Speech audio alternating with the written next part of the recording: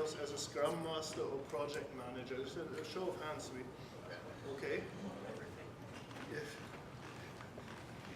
Who would say that they're sort of in charge of some multiple projects at sort of a coordination or portfolio level? Now, who writes code either for a living or at home? Oh, that's a confusing mixture. That's everything. Which is a good thing because we want to make sure that a lot of this is to get into this mindset where these are not really two different things, where you can shorten feedback loops and the learning cycle, if you will, by getting all these technical things closer aligned with your product direction and the operational aspects and all the rest of it, and just how to do that with examples of how we do some of that at Pay by Phone as well. And can I ask who here is actually actually occasionally pays for parking at Pay by Phone? Cool. Sorry, me too, of course. When I interviewed for the company, I actually made a point of never using it before, then signed up 10 minutes before the interview in the parking lot. If the usability is good enough, so when I'm in interview panic, I can actually pay for my parking and don't get towed, I take the job. Yeah. So this being a let's align technology and product and business folks, it of course starts off on the wrong foot because it's got these geek acronyms in it. BDD, TD, who has actually works with teams or has a sort of a practice where you try to do behavior-driven development? Okay. Can I ask what size of companies you guys are in? Who's in a shop with say more than 1,000 people? Also tried? Okay. Less than 10? Okay, ballpark figure, right? So, let's get started with what's wrong with software. What makes software complicated? Why all this problem of building this stuff, right? It's like, it seems in a way a lot more predictable when you build a car or a lawnmower or a mousetrap, what needs doing. And so from a manufacturing perspective, what's the difference between a car and building software? Now, I'm going to mention those differences. It's kind of, they're not going to get into why these are different, but I guess if you look at a car, it would be strange to have a situation where when you push the brakes, the windows go up and down, where your clutch is in the trunk, and just because you have some sort of belt subsystem, your fan belt and your seat belt are in the same sub-assembly. These things in a car would be obviously, I hope they would be obviously insane, whereas in software they're the state of the art of the industry, where for some reason all these various things bleed into each other. And oh well, the car, by the way, also has a, it's got this outboard motor strapped on the roof, and it's August, but I think we need to build on a snowplow in front. So all these things in a car are glaringly nonsensical, and in software they happen all the time. So is it like the fan belt inherits from the seat belt? No inheritance. Oh. You're behind the times. We do composition only these days. Oh, right. And Uncle Joe inherits the car, and therefore his will is always pinned on the dashboard. So this is typical, right? This is so that's what makes software complicated. You have a lot of moving pieces. Yes? Well, just a comment on the picture. One of the constraints of a car is that it's assumed that it will run only on hard surfaces. It wasn't designed to run in mud. Hence the big ball of mud, which this alludes to for those who've heard of it. This sort of big ball of mud with everything runs into each other and so on. Yes? So the car is very well engineered, yes. but the road is not. So it's just the problem. Software is perfect, it exists in a misaligned world. I can think of 3 meetings coming week where I will use that, so thank you. This is absolutely so. I always learn a lot from these conferences. Yeah. So what we're going to look at is one way which focuses the effort by getting rid of all this YAGNI stuff. YAGNI acronym for you ain't gonna need it, no snowplow needed, what's the outboard motor on the roof, and all these other things. And we do that by focusing on behavior. In the end, what behavior does the system need to exhibit? And that's the easy part, right? You can have these user story maps, which were alluded to by I believe both Jeff and Steve earlier, which I recommend very highly as a way of structuring your beginning to structure your deliverables. And then, of course, there's the hard part: how you by what criteria do you decide that operating your wipers does not pop the trunk? And how do you decide which bits depend on what and are where? And this is where domain-driven design comes in. Domain-driven design suggests that you do this by following the contours of the business, by building models with a clearly applicable language in business terms. And it further suggests that this language be used consistently all the way from hallway conversations around the water cooler and meetings down into the code, right down to the infrastructure, to provide guide fences for everybody involved, business and technical all. So something feels odd if something is in the wrong place. You got too many arrows pointing at too many things. You can't open the trunk if your wipers are broken, and so forth. So you can't have these dependencies. This is actually, the lights don't work if the wipers are on. This actually happened for real. Anyway, that's another story. When they first opened East Germany, I was in West Germany, and we had all these wonderful people visiting from over there. And there was this couple driving, who knows what an Ape is? It's an Italian kind of 3-wheeled car. There was an East German version, which this is handlebars with a front wheel and back wheels, and it's actually quite an ingenious thing with a cabin and so on. It's great, except the East German version had propulsion only on the right rear wheel, right?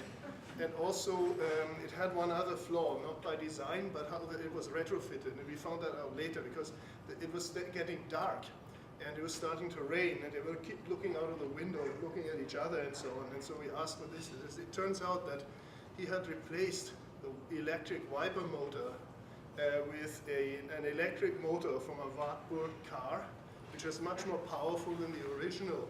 So what that means is, if he would run the lights and the wipers at the same time, it would drain the battery and they wouldn't make it home. So how do you manage these dependencies, right? How do you make sure these things aren't coupled? Anyway, now, it's complicated because it's coupled and because there's this tendency to sneak things in which don't belong there. And so let's look at some tools on how to fix that. What is behavior-driven development? And I just filched that straight from the wiki page.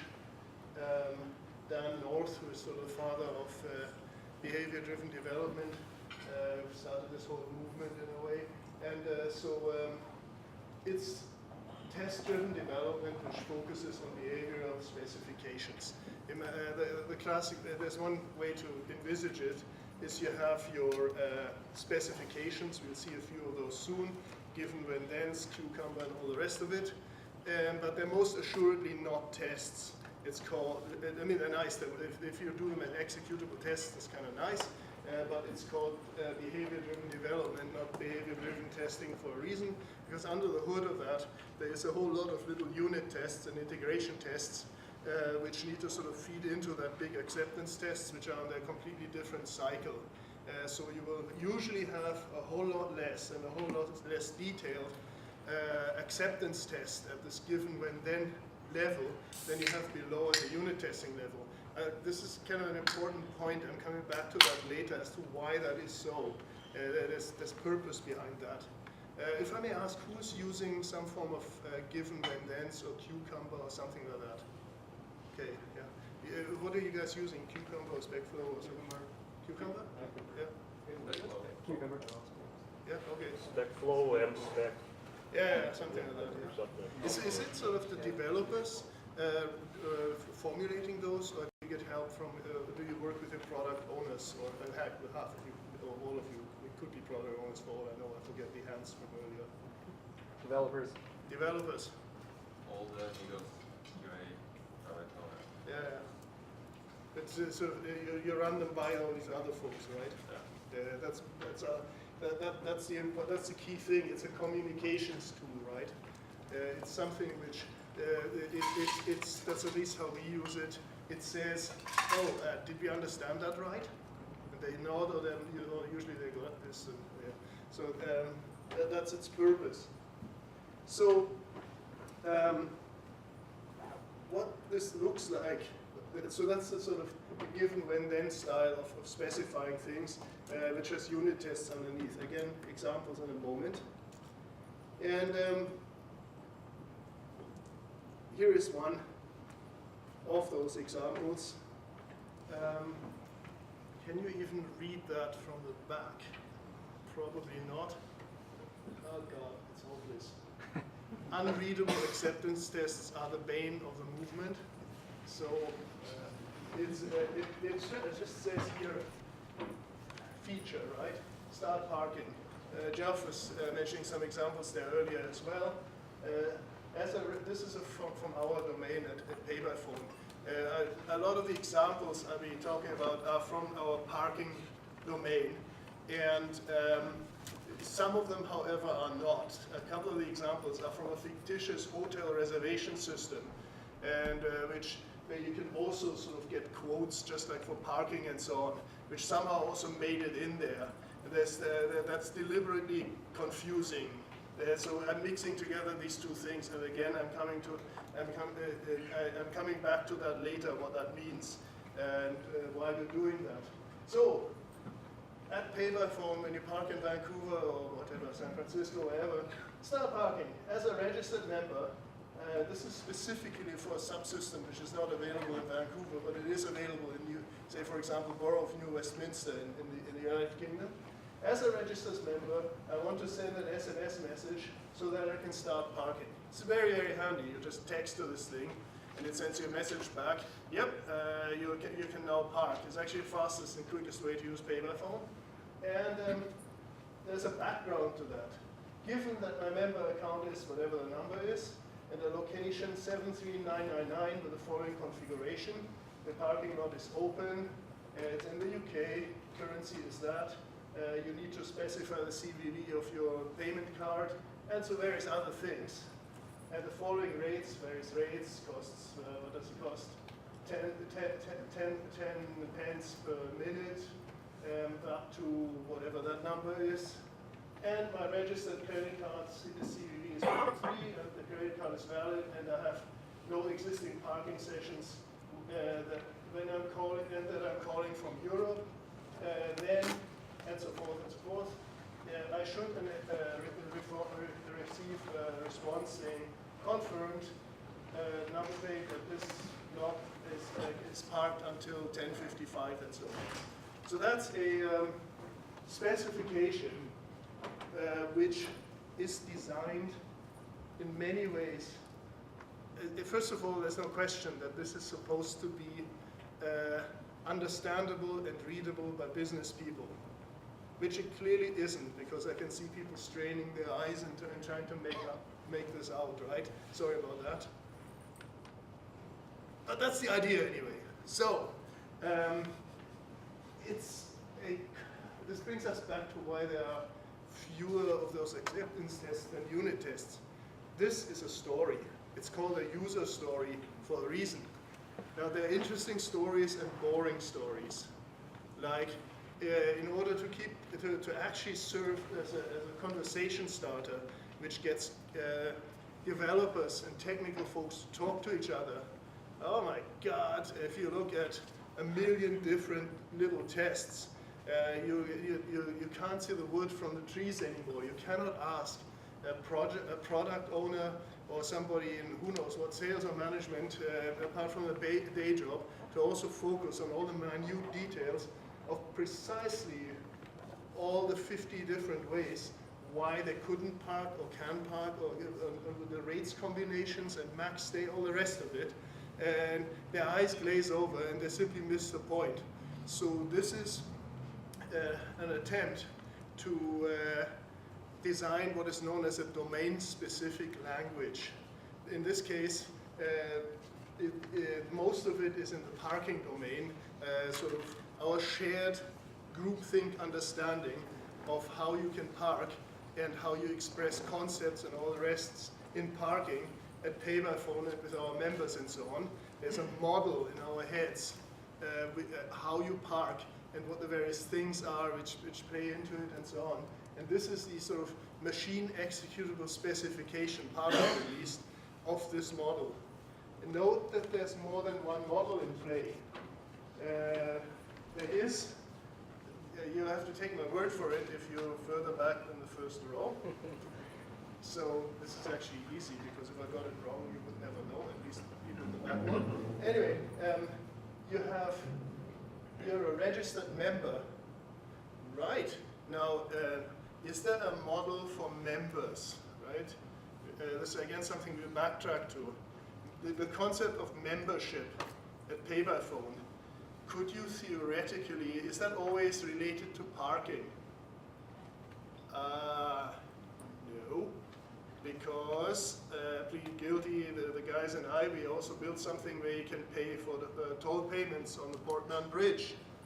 And in the future, there's other things like bike rentals and things like that, not here but in France, which you can also use pay by phone for, and so forth.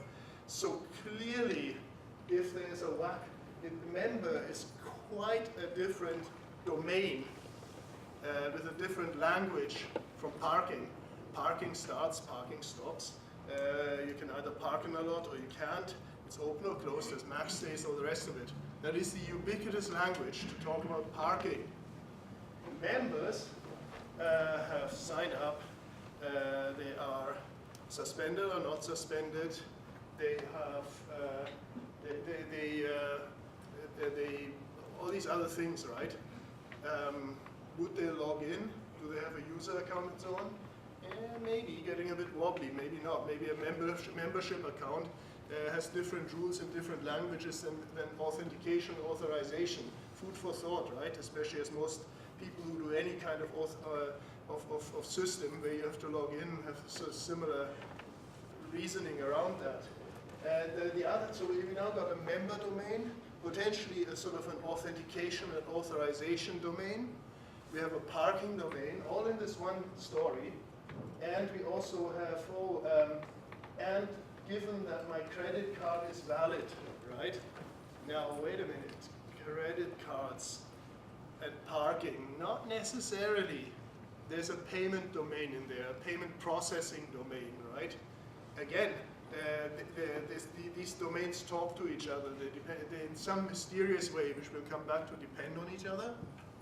And the trick with designing resilient, easy to maintain software at one end and keeping your business guys happy and not going totally insane with frustration because everything's complicated is to cleanly keep those domains separated in conversations,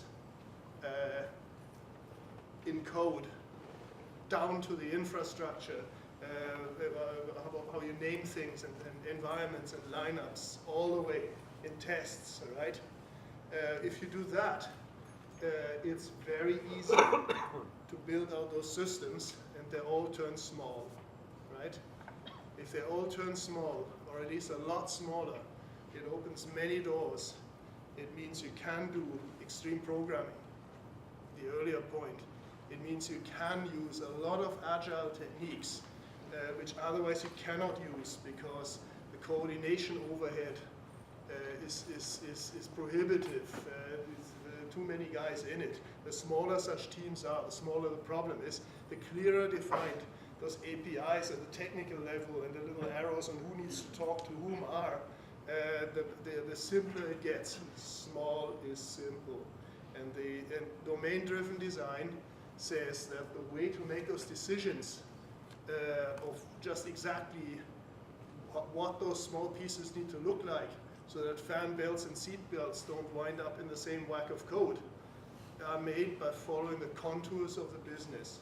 And this example, after elaborating this use case, tells you something about the contours of some of our business, which is we do parking, we do payments, we have members, there is of course a sort of closer to infrastructure, authentication, authorization domain, and a number of other things.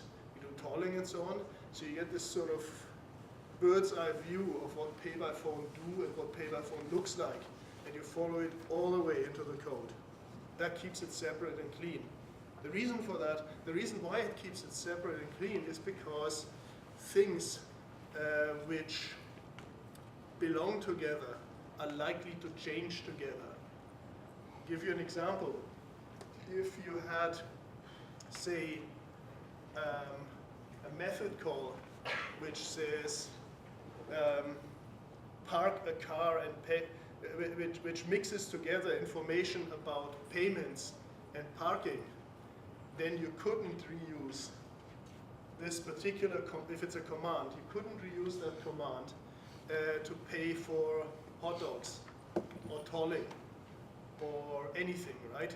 Because there's that thing in there which is just so happens to be a lot and a license plate. You are paying for a magazine subscription or excuse me, what was that about a parking lot? So you need to, it means that you need to talk to the technical guys how you fix that. It's okay, we want this to be able to pay for something else, which is totally independent from what we charge for now. Can you do something?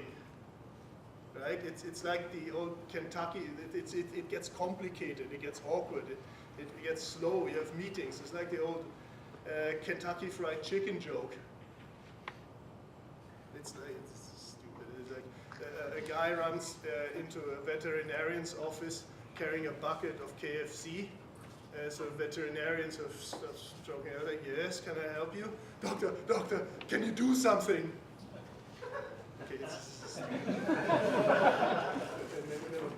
anyway, you get the point. This is about identifying where things live so you can make sure that things are single responsibility and small, right? So let's take a look. This is really, guys, if people want to come forward a little, I apologize that this is so small. I didn't expect I expected bigger screens or something. Let's look at some examples of what this looks like. We've seen an acceptance test and given when then, which actually shows, we're going to look at some actual code in the editor. We can actually make it bigger soon. A bit of an improvisation, which actually shows what some of our unit tests look like. Not all the code you see is from actual source code of ours, but this one is. And I'm just going to read that out. For the less technical folks, acceptance tests and integration tests are generally end-to-end. They hit all your databases, all your integration points. They're absolutely real. It's just that instead of a manual tester hitting buttons and clicking mouses or whatever, in this case phoning in with a phone or something, it's a machine doing the same thing. Unit tests exercise only business logic, but they don't hit databases or anything like that. There are a number of reasons for that, which again I'll come back to in a moment. And this one that reads unit level test. When the vendor by location command handler handles a request for a known location, the test is, then it should return a vendor response. Then it should return the correct vendor ID, right? So this is a test for the parking domain, and again, it's written in a language where, and we actually do that, right? We look at this at code with business owners and product guys, because if we've done it right, there should be parts of the code which make sense to them. They may not understand all this underscore and handler and new blah blah and whatever gobbledygook somewhere in there. But if we've done it right, they will be able to understand the gist of what we're trying to do in here without ever having written a line of program code themselves. This is, yes? Well, can you just use comments for that? Instead of having extremely long function names? Oh, never use comments. Because comments lie. Comments lie! Those of you who write code, when do you ever trust a comment? Which Larry wrote 5 years ago. Since then, 10 bugs have been fixed in a whack of code.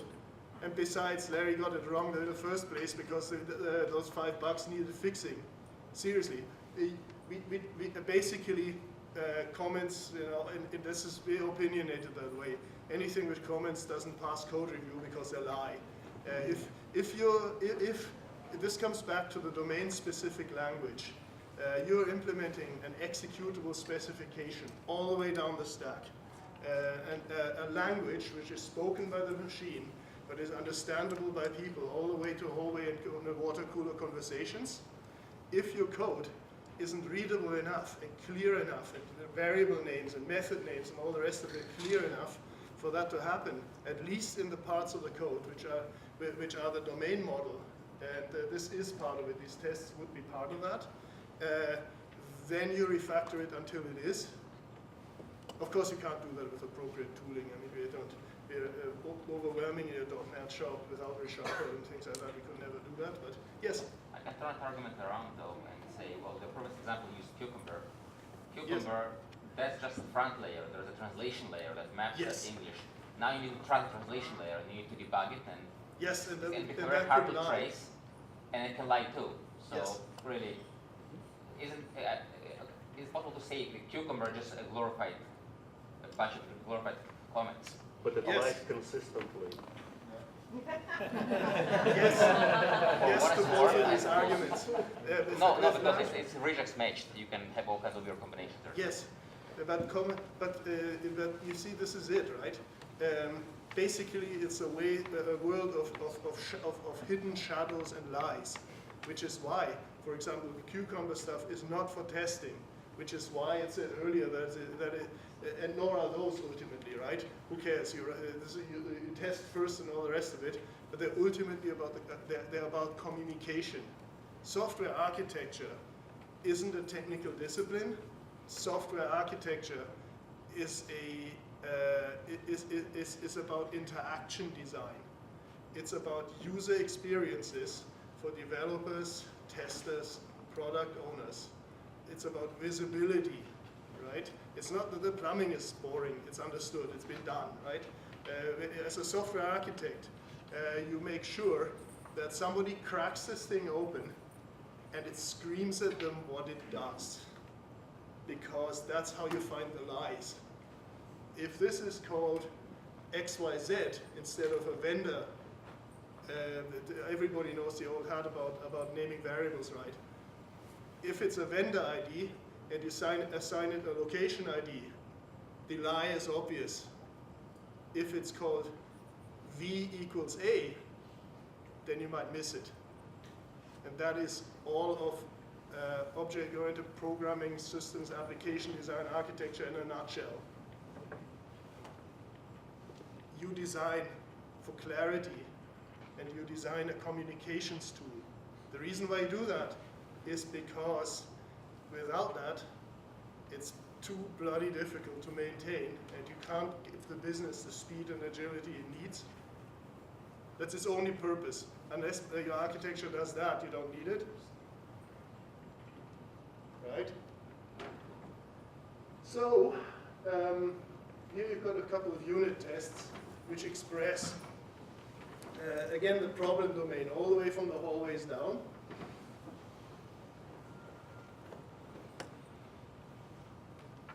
Here's another example. Again, this is actually, again, I'm gonna read it. It's just, unfortunately, it's small. This is actually another unit test, which tests providing a quote. So you park, and those of you who use the paper for mobile app know this. It basically tells you how much it costs, and then you agree, and it parks you all that, and it's a nice reminder at the end, 10 minutes before it runs out, so you can top it up so you don't overpay all the good stuff, right? And here's a test which reads, when asking for a parking session quote in pay by phone, then the quote is provided. And it has a sort of gobbledygook here, and then it says, command scenario for a location. Given location created with a given location ID and the location number shown in the signage parking thing where you see what you need to type into the mobile app, right?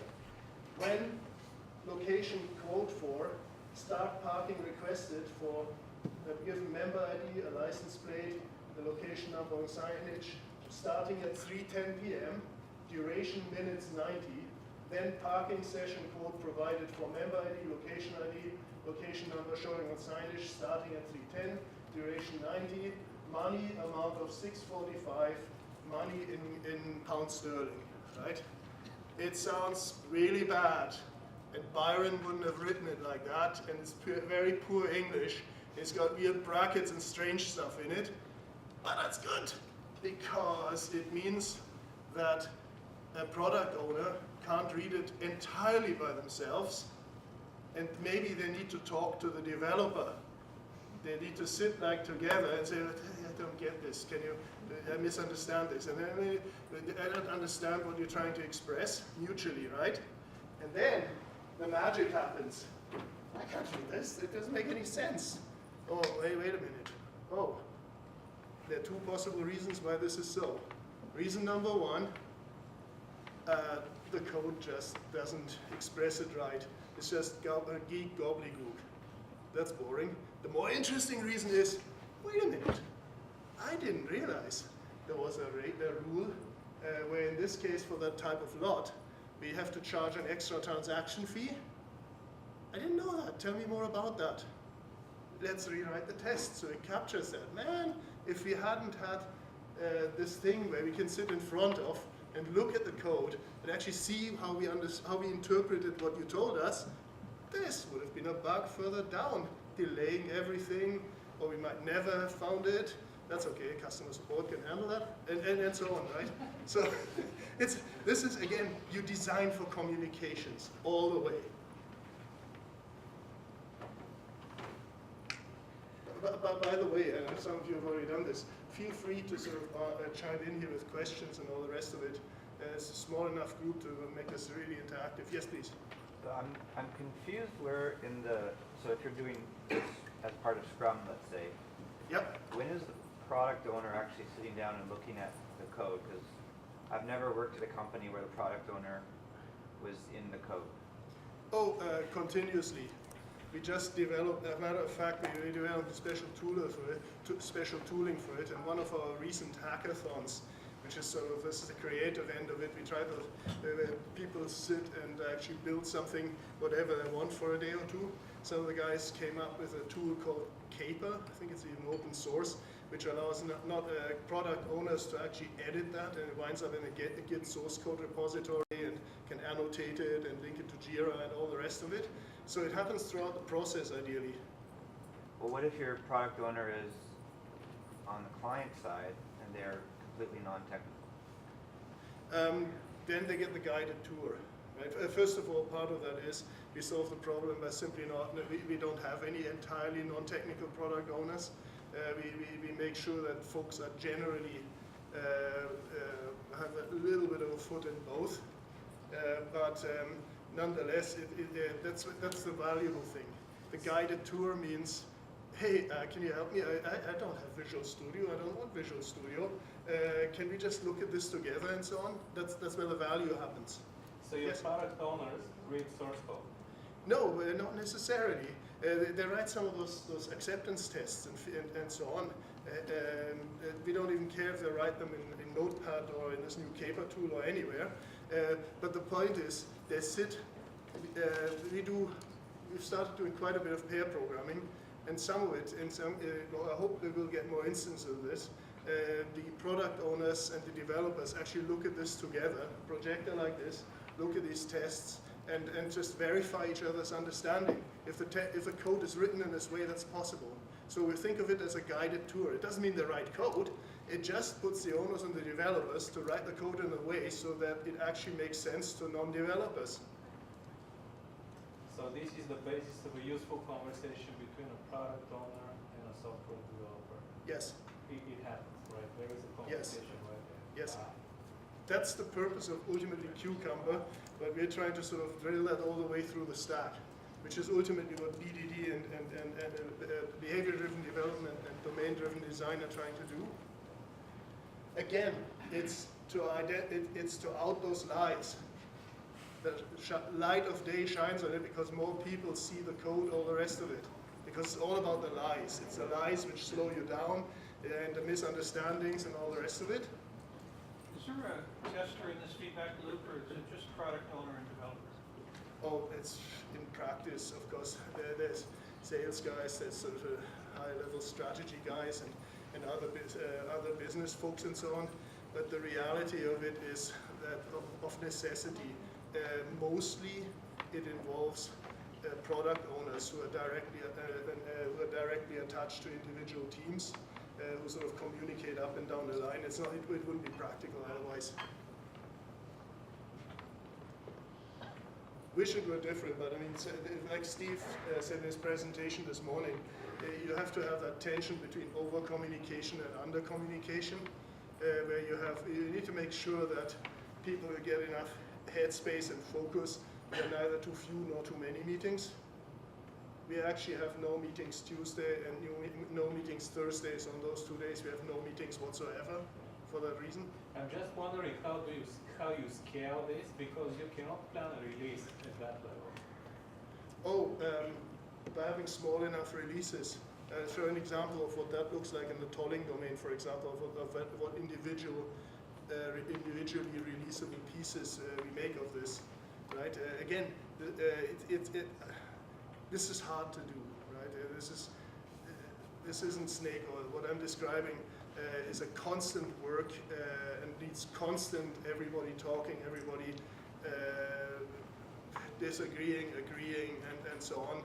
This is very, very hard to do.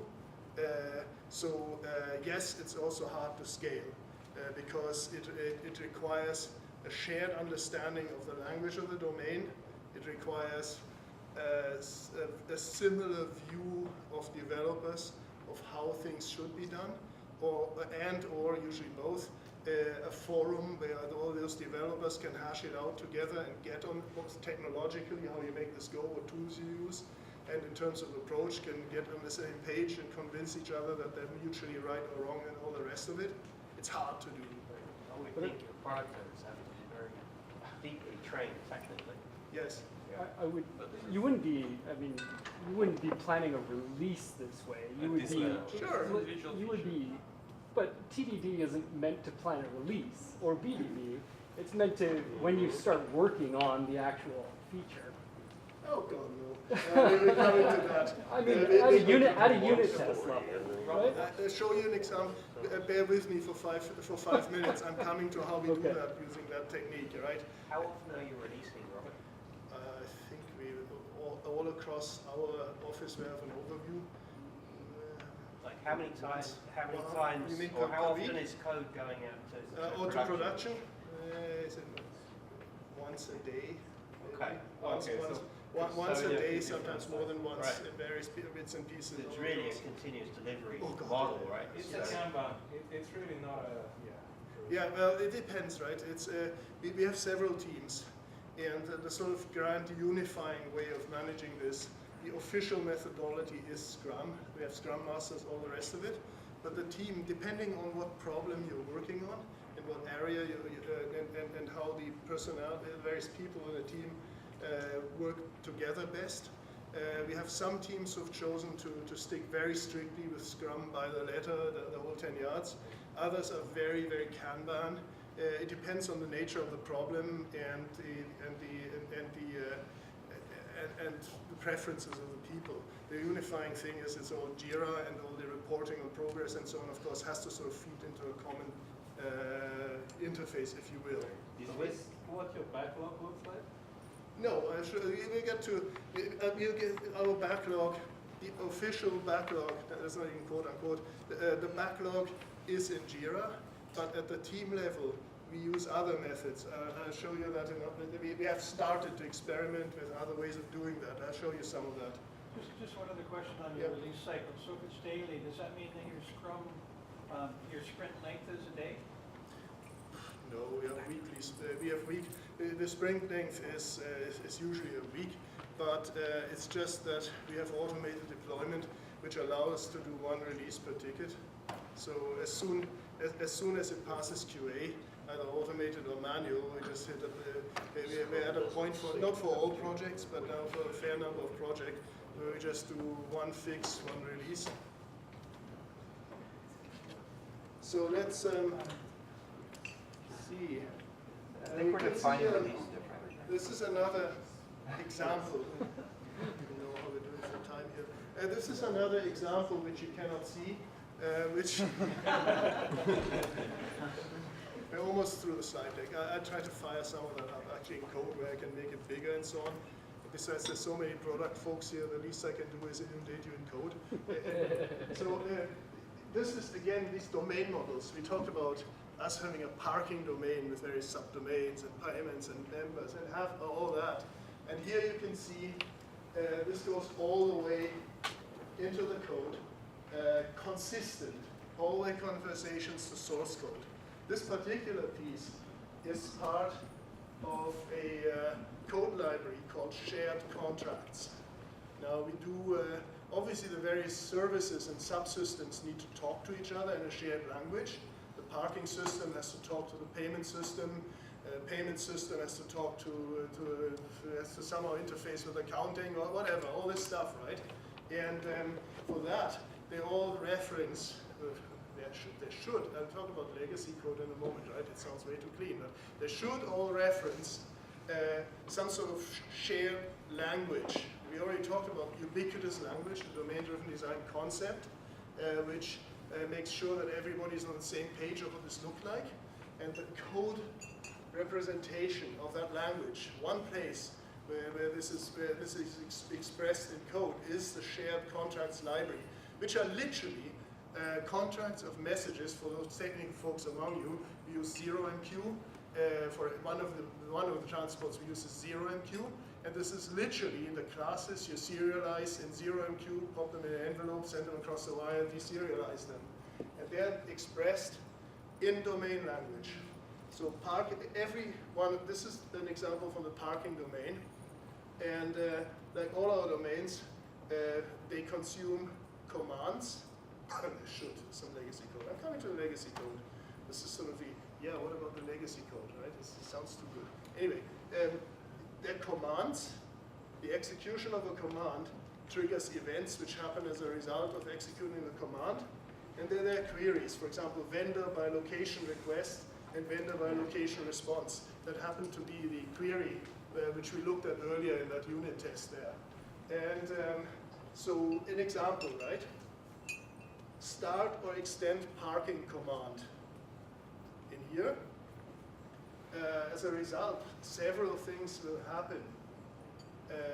For example, there will be a parking started event, which is the one which is used to, I don't know, analytics, reporting, all the rest of it. Hey, look, we've got 50 people starting in Vancouver per minute around in period at now around 9 a.m.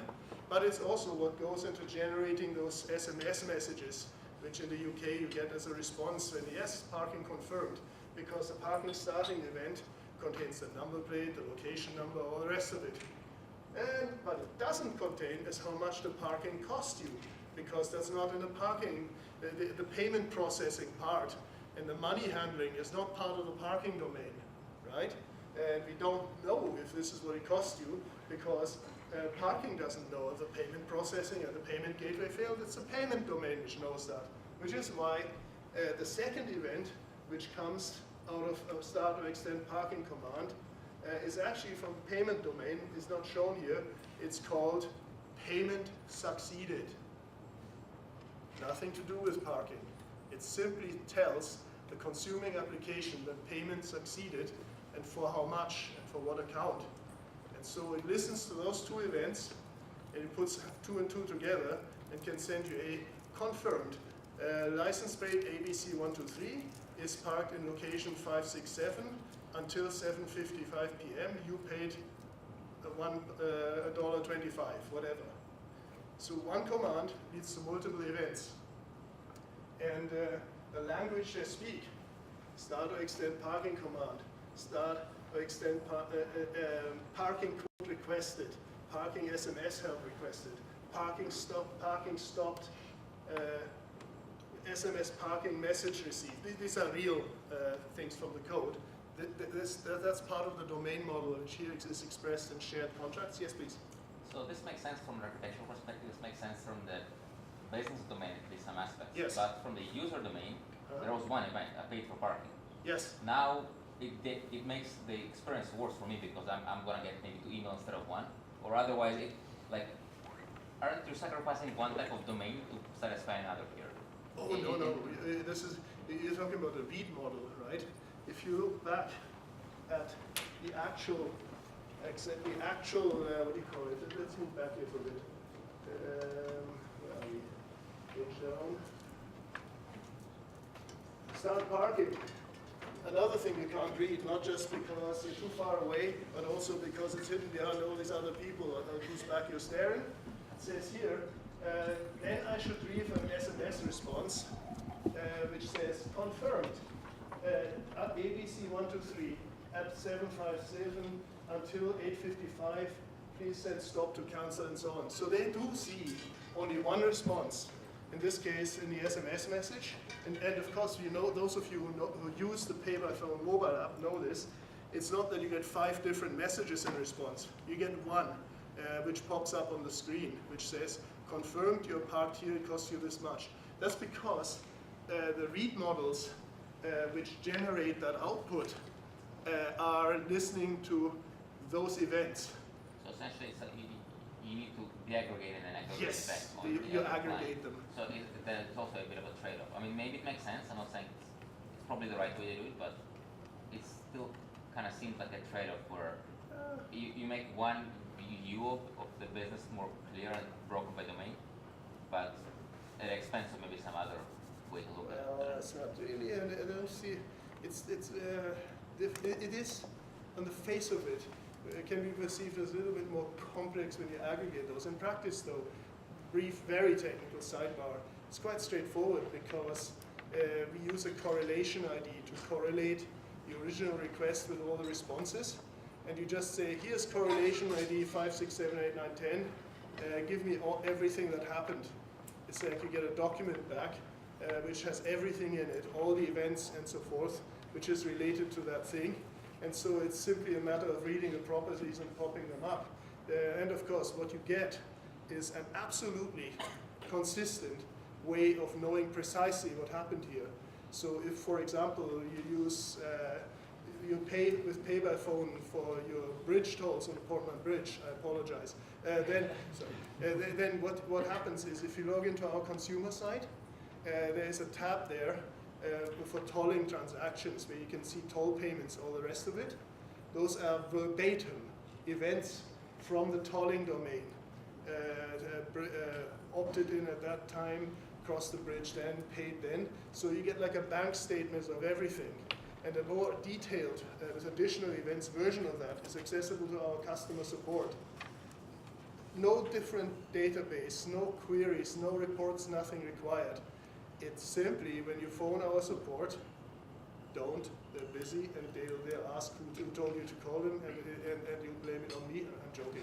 The point is, what happens, for example, if you ask them for something related to tolling, they will simply search that event log by number plate and tell you. So it simplifies many, many other aspects, especially in reporting and so on in your system if you go this route.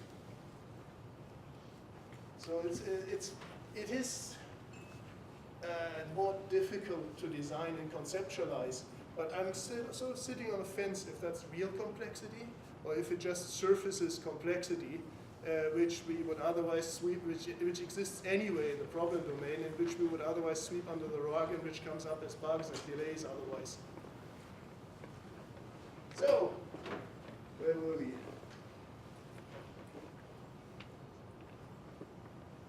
Yeah, so this is an example of this is actually a copy and paste of that. Is anybody here actually coding in .NET Visual Studio and all that? Let's just copy it straight from the solution Explorer window in Visual Studio, right? And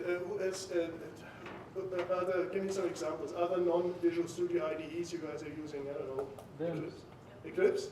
Similar thing, right? You have your folder structure in Eclipse, and it has a similar thing. You see all your classes, right? And so this is deliberately designed that a new developer signs on. It's a great place to work, by the way, just saying, right? Anyway, new developer signs on, and they get this from Git, they crack open the solution, and the first thing you do is you pop open Solution Explorer or whatever else pops up the thing which shows all your classes in a different IDE. And whoa, look at that. At a glance, everything the system is capable of doing. You don't have to even open the class because the name and the structure tells you, well, we're dealing with parking. It has the following commands: start or extend parking.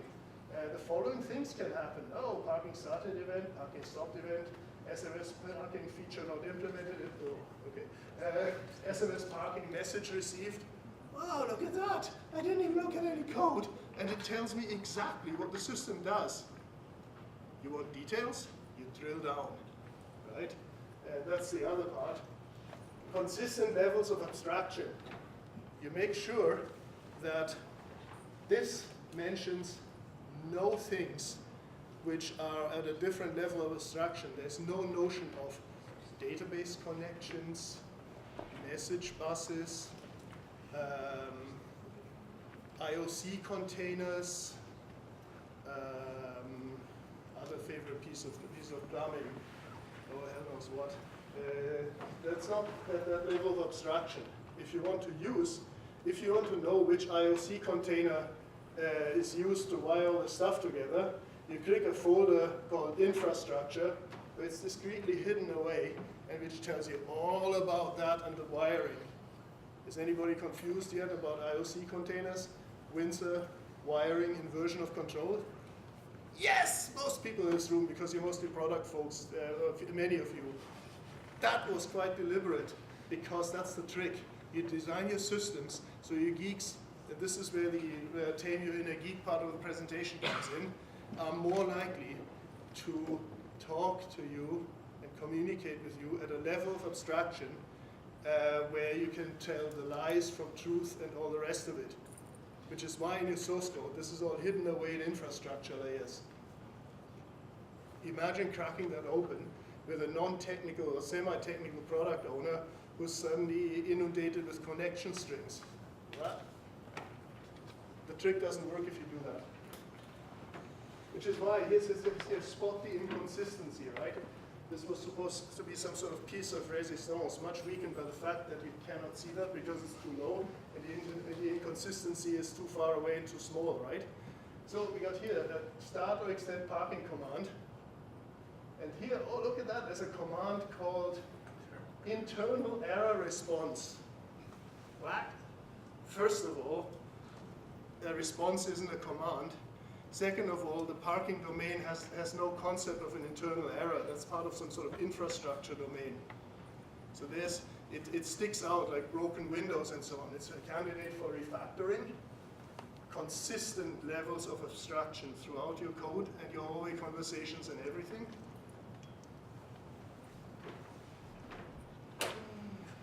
God, how are we doing for time? How much time have I got? It didn't even track. 5 minutes. 5 minutes, awesome. All right. So it goes all the way down to infrastructure, right? We use a tool called Octopus deploy for our Windows, deploying Windows stuff, which is basically a glorified way of copying code to servers and replacing magical things with other magical things like the production settings and networks and all the rest of it. And it has this, it has a web interface. And what you would be looking at, if you could look at it and were close enough to read it, is the various services which make up the tolling domain. So you can sort of group various services which get deployed in various groupings in Octopus. And the way we've arranged that in the UI is there's a parking domain, tolling domain, payment domain, and there's, for example, prop task toll processing sits in the back. It's a service to which all the toll processing commands go, commands as shown earlier. There is the toll vehicle registration change importer. It imports all the vehicles from all the other databases. When you update or add a vehicle for tolling, the importer gets it in. There is the web service toll processing, which the requests get sent to, which is the front end thing, and then there's the toll admin API for customer support and so on. So you can see how the various services and user interfaces and artifacts are the newer ones are grouped together by domain. The older ones are lumped together into cross-domain, whatever legacy code, but the new ones, right down, you've got, I won't show that, but you've got servers and all the rest which run all those, right down to the infrastructure, wherever possible. We stick with these domain language things. Okay, now for the horror. It's nice because in your greenfield you stand a fighting chance for doing all that, right? But how often do you get a chance to build something where there's no legacy stuff? Well, you cheat. You make it look like all nice and shiny, right? If we had all this clean stuff, we wouldn't be sitting in this presentation. We would have no problems. We wouldn't need this conference or anything. The important thing is, when you do these models, it's not actually about your existence. It's not about the code. It's about what your business domain does.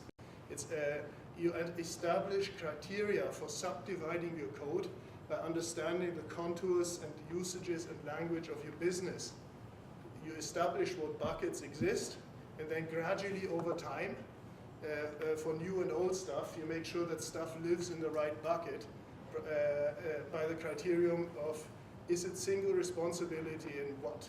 Parking, payments, tolling, insurance, whatever, and so on, domain, right? You describe the language, and then the code follows eventually, which makes it sound really easy, which of course it isn't. One way to do it, you've seen those events in the domain model earlier on, is, well, you currently have the great database where everything's mushed together in the sky. Everybody has those, right?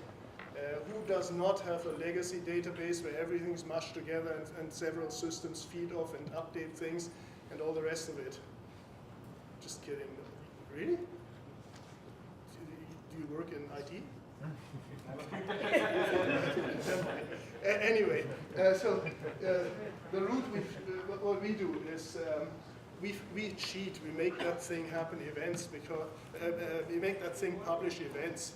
For example, all your legacy systems, there's always one thing they have in common, all of them. eventually something whacks something in the database to record the fact that something happened. User registered account for login. Blammo, something appears in your users table with username and, of course, clear text password. No, not that, but username and password, right? The dumb way, which you have to do. So there are dumb ways of then turning that into events which get published to other systems, lead to loose coupling in the more modern systems, which need to know about that user existing, can then feed on that. You just have a trigger on the users table, which fires an event via your message broker architecture, or zero in queue or whatever, which says user account created. Bang. Instrument your legacy code with this stuff, and eventually it gets easier because there will be less reasons to change your legacy code. Missing tables, new reporting things, new view is required, no problem. Just make something which listens to the events and builds an independent read model. A new system which needs to know about all the users you have and whether new ones register or whatever. No problem. It has its own independent database, independently testable. Farm it out to somebody who's never heard of the old system, need to know nothing of the table structure. It just has its own user database, which listens to events from all the legacy system and its user interfaces and so on to keep it updated. That's how the tolling system works. It's completely independent of the rest of the legacy and other systems. It has its very own database of vehicles, and it knows about new vehicles, which people register with pay by phone by two mechanisms: by listening to events from one of the user interfaces, and for good luck, because there's other legacy code there, it also gets a regular batch job which sends it any new vehicles, sending it again events. So every system becomes small. Every system is independently developable and customizable, and nope, there are no side effects of anything else. They're standalone, they just listen to stuff. And you keep doing that, right? It's a cycle. You assess it, what domain events do we need to publish to meet whatever the requirement is? In what bounded contexts and domains does it exist? Let's figure out how we make the legacy code publish those events. Record the events, how and where do we record them? Grand big log in the sky. Measure, what do the events tell us about user behavior, user experience, the business? Those are the low-hanging fruit to get value out of this. It's a gold mine for business intelligence. And consume it, who needs to subscribe to them? Rinse and repeat. Over time, your need to touch your legacy system gets smaller and smaller, and you get more agile. And there are other ways of doing that. Detached bubbles with new code, which have predefined interfaces. I'm getting the winded up kind of. I'm nearly done here. So. And then, of course, autonomous bubbles, the sort of a Y valve configuration, a gradual migration of functionality. Shown here is a new system which went into production last year, which is a new rates calculator for parking rates, and it's pretty DDD, the domain-driven design. For those of you who looked into it, it has a location aggregate. You add rates to it, you add rules to it, like parking lot is closed between 10 and 2 a.m. or something, and it has a quote for method you can call to get a quote for parking. Nice and standalone, has its own repository of aggregates, all the rest of it. And of course, there's the grand old, oh my God, it served us well, but this legacy code is horrific. It's hard to change, modify the rules, it's hard to test, it's hard to run, to operationalize and maintain, all the rest of it. So how do we migrate thousands upon thousands of existing locations, the ones you see on the signage in town, how do we migrate those to the new system? Well, for the most part, we don't. We just have a valve in here. There's something in the legacy code which says, is that location configured in the new system or the old system? If it's a new location for a new vendor, it goes to the new, gloriously, beautifully implemented rates calculator. If it's old, it gets the rate from whatever the legacy code does. Gradually, we move over by porting more and more locations to the new thing. You reduce the need to use the legacy code. So that's just very quickly some ways of cheating and making all your legacy code look as if it wasn't there and reduce the need to touch it. To summarize, software architecture is ultimately, and this is something where we're quite opinionated, about user experiences. Not end-user experiences, but user experiences for the people who work with the code and for the people who shape products and steer the business. Is it simple enough? Is it easy to understand, like consistent levels of abstraction? Can you just pop this thing open and it screams at you what the code does, right? And then sounds great, but how do we use that tomorrow? How can we make that go? Use business domain language and concepts to decide which code lives where. You can't go wrong that way because it means that the things which change together will be located together, makes merges easier, causes less side effects, all the rest of it. Even getting it only half right is already a huge step forward. Prioritize and focus development effort around making acceptance tests pass. Behavior-driven development. Rally the team around, let's get that test to pass. If there's 50 infrastructure tasks to set up web servers and all the rest of it to do that, perfect. It'll still focus around that initial acceptance test pass. Avoids building unnecessary infrastructure and delivering exactly what is needed, no more, no less, if you group it around the acceptance tests. Wrap legacy code with APIs, some sort of open host strategy, which hides the complexity and has translators and anti-corruption layers and so on around it, which hides the old dependencies. I recommend Eric Evans' blue book, Domain-Driven Design, for that. And just read some domain-driven design books. There's by now a good body of literature out there. Then make legacy code, tell the world what it did, publish events. It's not very difficult to do usually. You can do it if you have to. If there's absolutely no other way and you can't touch the source code, you can use database triggers or something. Just make the thing talk to the outside. Or you can run, you can even run ETL jobs on it if you want to make that publish events to other systems. And last but not least, build better car radios. That's the key, right? Make sure that everything you build, or have built if you're not building yourself, has a clearly defined input and output. It's like a car radio. You can plug it into that car and you know that it consumes electricity from the battery. You can twiddle the knobs to change the station and the volume, and it gets inputs via the antenna. It doesn't affect your steering.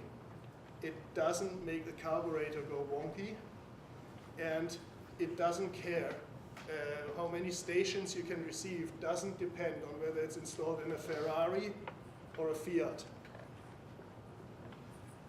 And on that note, thank you very much, and I'm available for questions and so on if people want to take it up.